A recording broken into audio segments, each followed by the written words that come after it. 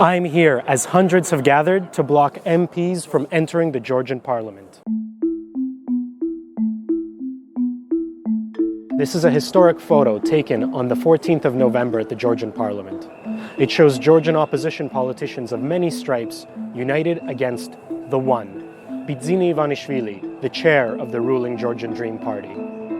They came together along with thousands of other Georgian citizens after Georgian Dream MPs failed to pass a bill to change the country's electoral system from mixed majoritarian proportional to fully proportional. So why is the bill so important?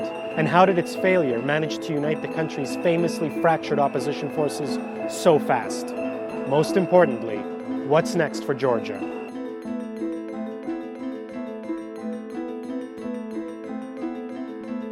Georgia currently has a mixed electoral system, meaning that MPs are elected with both a proportional vote based on party lists and a majoritarian system in which MPs are elected by majority vote in certain districts. This system allowed the ruling party to gain a constitutional majority in the 2016 parliamentary elections. A fully proportional system would mean a more diverse parliament with more seats for smaller parties and, consequently, less for the ruling party. Had Georgia had a proportional electoral system in 2016, the seats in the parliament would look like this.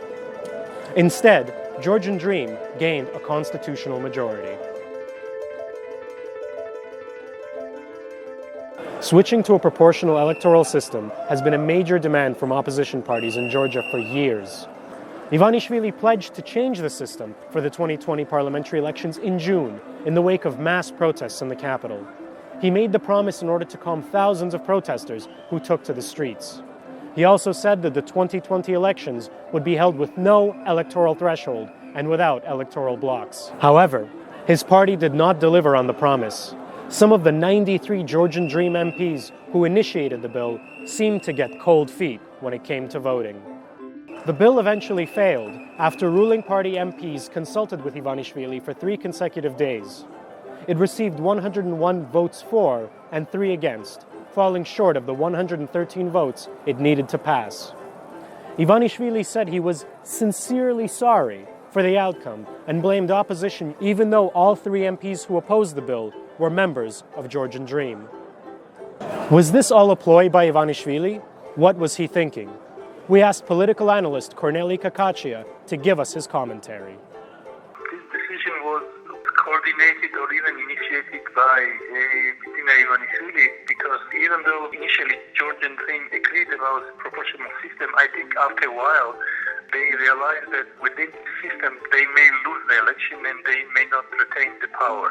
Everybody knows that the de facto ruler of the country, actually, he is also the chairman of the party, and without his consent they cannot bring any issue in the agenda. So it is very unlikely that, Georgian Dream has such an internal democracy that, that every member can suddenly bring the issue, especially most important question regarding the interests of the country. Even though MPs failed to pass the bill during the first hearing, the 2 former heads of the Parliament's Legal Affairs Committee, Eka Besalia and Vakhtang Khmaladze, believe that a second plenary hearing, in which the bill has another chance to be passed, should follow. But the chair of the Georgian Parliament, Archil Talakvadze, made it clear that there would not be a second hearing. It's not the end of the world, he quipped.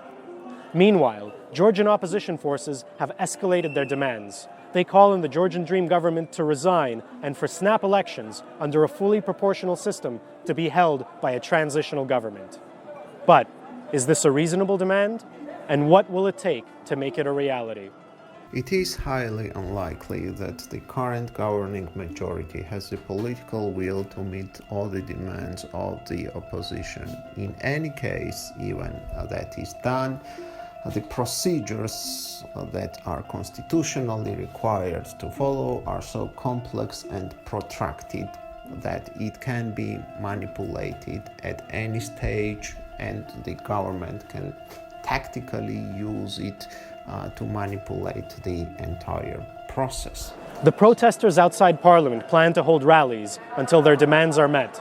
They said they are united in their demand to remove Georgian Dream and Bidzina Ivanishvili from power.